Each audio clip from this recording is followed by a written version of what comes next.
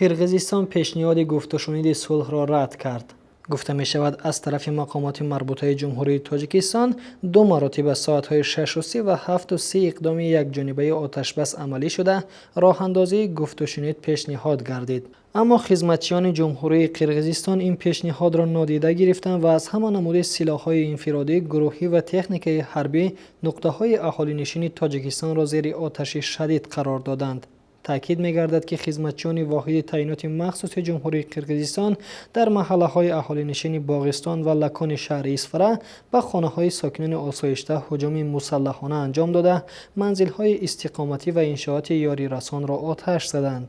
همچنین گفته می شود که عین زمان تلاش‌های جانب جمهوری تاجیکستان جهت به اعتدال آوردن وضعیت با سبب به اینابت گرفتن نشدن پیشنهادات گفت و شنید صلح‌آمیز از طرف نظامیان قرقیزستان نتیجه مثبت نداده است.